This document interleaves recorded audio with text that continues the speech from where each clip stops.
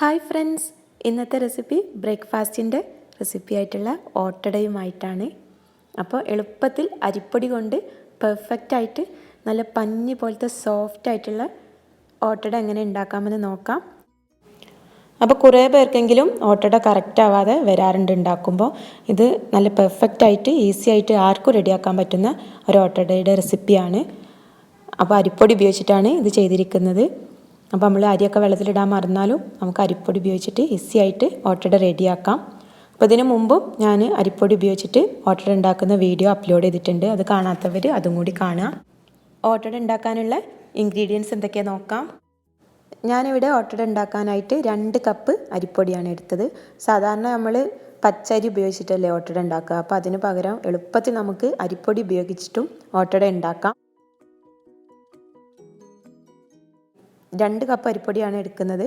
അപ്പോൾ അതിലേക്ക് ആവശ്യത്തിനുള്ള ഉപ്പും കൂടെ ആഡ് ചെയ്ത് കൊടുക്കുക.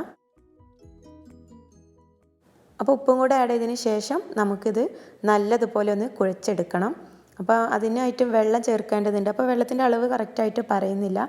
അപ്പോൾ ഇത് കുഴച്ചെടുക്കുമ്പോൾ നമുക്ക് ഏകദേശം മനസ്സിലാവുള്ളൂ. അപ്പോൾ കൈകൊണ്ട് തന്നെ നല്ലതുപോലെ ഒന്ന് കുഴച്ചെടുക്കാം കേട്ടോ.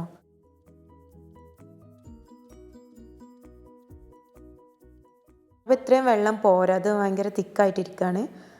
അപ്പോൾ കുറച്ചും കൂടെ നമുക്ക് വെള്ളം ആഡ് ചെയ്ത് കൊടുക്കാം.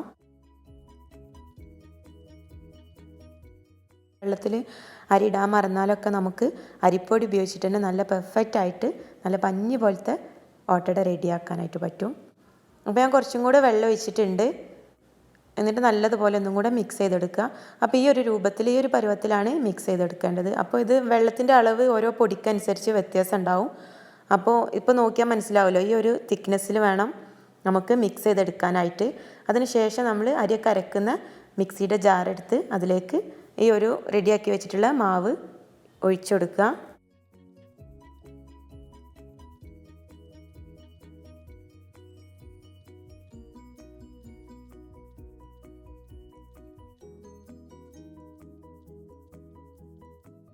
അപ്പോൾ ഇനി ഇതിലേക്ക് എക്സ്ട്രാ വെള്ളമൊന്നും ഒഴിച്ചു കൊടുക്കരുത്. അപ്പോൾ ഓട്ടട ശരിയാവില്ല. ഇനി അടുത്തതായിട്ട് നമുക്കിതിലേക്ക് തേങ്ങയും കൂടെ ആഡ് ചെയ്ത് കൊടുക്കാം. അപ്പോൾ തേങ്ങ ചേർക്കുമ്പോൾ നല്ല സോഫ്റ്റ് ആയിരിക്കും ചെയ്യും, നല്ല ടേസ്റ്റിയാണ് കഴിക്കാനായിട്ട്. അപ്പോൾ 2 കപ്പ് അരിപ്പൊടിക്ക് ഒരു 3/4 കപ്പോളം തേങ്ങയാണ് ഞാൻ എടുത്തത്. എന്നിട്ട് ഇത് നല്ല പോലെ അരച്ചെടുക്കാം. വെള്ളമൊന്നും ആഡ് ചെയ്ത് കൊടുക്കരുത്. നമുക്കിത് നല്ലതുപോലെ അരച്ചെടുക്കാം. ഇപ്പോൾ ഞാൻ നല്ലപോലെ അരച്ചെടുത്തിട്ടുണ്ട്. ഈ ഒരു രൂപത്തിലാണ് അരച്ചെടുക്കേണ്ടത്. അപ്പോൾ തേങ്ങ നല്ല ഫൈനായിട്ട് അരയൊന്നും വേണ്ട.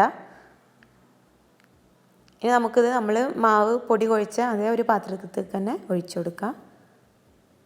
ഇപ്പോൾ കണ്ടോ, നല്ല തിക്കായിട്ടുള്ളൊരു പേസ്റ്റാണ് കേട്ടോ. ഈ ഒരു രൂപത്തിലാണ് വേണ്ടത്. അപ്പോൾ പ്രത്യേകം ശ്രദ്ധിക്കുക, വെള്ളം ആഡ് ചെയ്ത് കൊടുക്കരുത്. അതുപോലെ നമ്മൾ കുഴക്കുമ്പോഴും വെള്ളം നല്ല കറക്റ്റായിട്ട് വേണം. അപ്പോൾ നമ്മുടെ ഇഡ്ഡലി മാവിനേക്കാളും നല്ല ടൈറ്റായിട്ടുള്ള ഒരു മാവാണ് ഉണ്ടാക്കിയെടുക്കേണ്ടത്.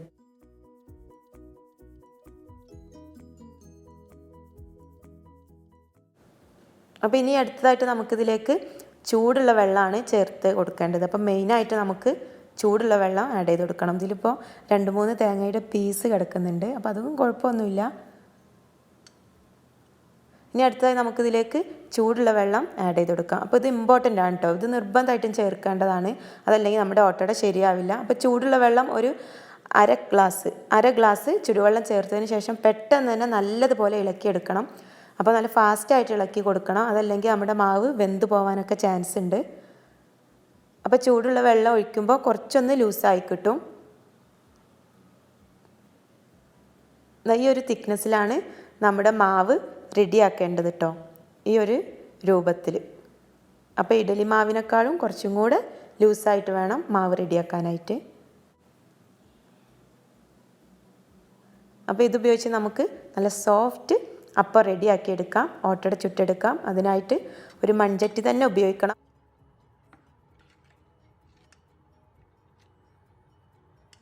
അപ്പോൾ ഞാൻ മുമ്പിട്ടിരുന്ന ഓട്ടടയുടെ വീഡിയോ കണ്ടിട്ട് എല്ലാവരും മൺചട്ടി തന്നെ വേണമെന്ന് ചോദിച്ചിരുന്നു. അപ്പോൾ മൺചട്ടി നിർബന്ധമാണ്.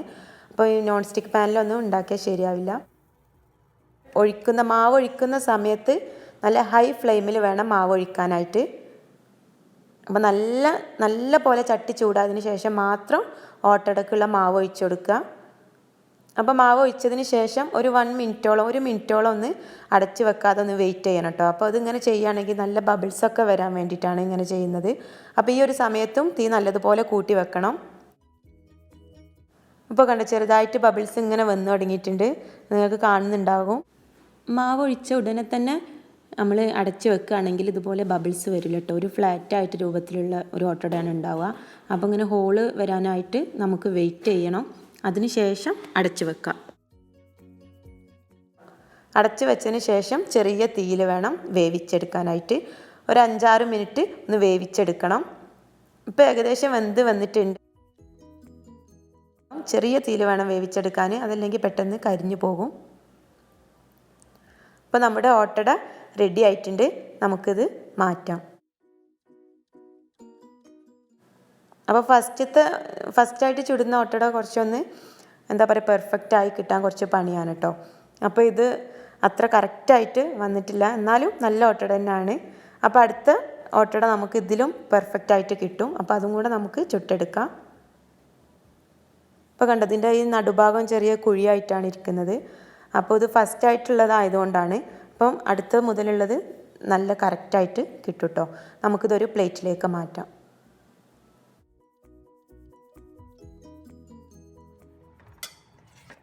ഇനി അടുത്തതും നമുക്ക് ഇതുപോലെ തന്നെ ചുട്ടെടുക്കാം.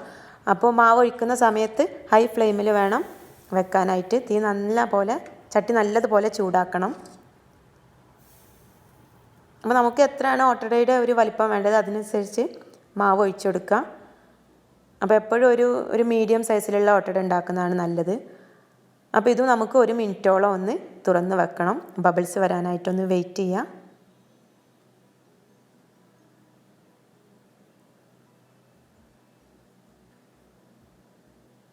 ഇപ്പോൾ കണ്ടോ ഇങ്ങനെ ഹോളുകൾ വരുന്നുണ്ട്, ബബിൾസ് വരുന്നുണ്ട്. ഇനി നമുക്ക് ഇതും അടച്ച് വെക്കാം.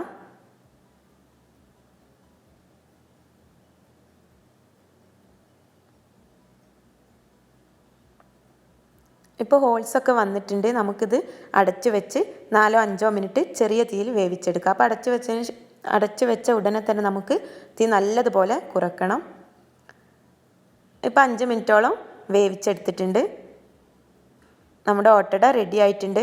അപ്പോൾ ഇത് ആദ്യത്തെ ഓട്ടടനേക്കാളും കുറച്ചും കൂടെ നല്ല സോഫ്റ്റായി വന്നിട്ടുണ്ട്.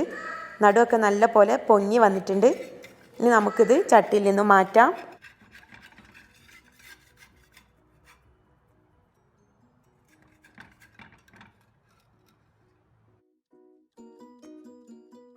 രണ്ടാമത്തെ ഈ ഓട്ടട നോക്കുക, ആദ്യത്തിനേക്കാളും നല്ല പെർഫെക്റ്റായിട്ട് കിട്ടിയിട്ടുണ്ട്. നടുവൊക്കെ നല്ല പൊങ്ങി വന്നിട്ടുണ്ട്. എന്നാൽ നല്ല സോഫ്റ്റുമാണ്, നല്ല പഞ്ഞി പോലത്തെ ഓട്ടട റെഡി ആയിട്ടുണ്ട്. ഇനി നമുക്ക് മാവ് ഉപയോഗിച്ചിട്ട് എല്ലാം ഇതുപോലെ ചുട്ടെടുക്കാം. അപ്പോൾ മൂന്നാമത്തെ ഓട്ടടയും റെഡി ആയിട്ടുണ്ട്. അപ്പോൾ ഇത് നിങ്ങൾക്ക് കാണാൻ പറ്റുന്നുണ്ടാവും, നല്ല ഹോൾസൊക്കെ വന്നിട്ട് അതിൻ്റെ നടുഭാഗം നല്ല പൊങ്ങി സോഫ്റ്റായി തന്നെ കിട്ടിയിട്ടുണ്ട്. അപ്പോൾ അതവിടെ ലൈറ്റ് കുറവാണ്, ഞാൻ കുറച്ചും കൂടെ വെളിച്ചത്തേക്ക് കൊണ്ടുവന്ന് കാണിച്ചു തരാം. അപ്പോൾ കണ്ടതാണ് കറക്റ്റ് ഓട്ടട കേട്ടോ. ഇതുപോലെയാണ് റെഡിയാക്കേണ്ടത്. ഞാനിതിന് മുമ്പ് ഓട്ടട ഉണ്ടാക്കുന്ന വീഡിയോ അപ്ലോഡ് ചെയ്തിട്ടുണ്ട്. അപ്പോൾ അതും കൂടെ എല്ലാവരും കാണുക. അപ്പോൾ അതിലും ഡീറ്റെയിൽ ആയിട്ട് തന്നെ പറയുന്നുണ്ട്. അതും അരിപ്പൊടി ഉപയോഗിച്ചിട്ടുള്ള ഓട്ടട തന്നെയാണ് കേട്ടോ. അപ്പോൾ അതിൽ വെറും അരിപ്പൊടി മാത്രമേ ഉള്ളൂ, അരിപ്പൊടിയും വെള്ളവും ഉപ്പും. ഇതിൽ ഞാൻ എക്സ്ട്രാ ആയിട്ട് തേങ്ങയും കൂടെ ആഡ് ചെയ്തിട്ടുണ്ട്. അപ്പോൾ തേങ്ങ ആഡ് ചെയ്യുമ്പോൾ എക്സ്ട്രാ സോഫ്റ്റാണ്, നല്ല ടേസ്റ്റുമാണ്. ഇപ്പോൾ ഇത് കണ്ടില്ലേ, ഇത് നമ്മൾ ആദ്യം ചുട്ട ഓട്ടടയാണ്. അപ്പോൾ ഇതിൻ്റെ നടുവും നമ്മൾ പിന്നെ ചുട്ട ഓട്ടട നോക്കിയാൽ മനസ്സിലാവും, ഇത് പൊങ്ങി വന്നിട്ടുണ്ട്. അതുപോലെ നല്ല സോഫ്റ്റായി കിട്ടിയിട്ടുണ്ട്. അപ്പോൾ ഇത് മൂന്നാമത്തെ ഓട്ടട ഉണ്ട്. അപ്പോൾ ഒന്നും കൂടെ സോഫ്റ്റാണിത്. അപ്പോൾ ഓട്ടട ഇങ്ങനെ ആ ഒരു ചട്ടി ഒന്ന് മയങ്ങി പാകമായി വരുന്നതനുസരിച്ച് ഓട്ടട നല്ല പെർഫെക്റ്റായിട്ട് കിട്ടും. അപ്പോൾ ഇതിൻ്റെ അടിഭാഗം ഈ ഒരു രൂപത്തിലാണ്, കരിഞ്ഞൊന്നും പോകാതെ നമുക്ക് കിട്ടിയിട്ടുണ്ട്.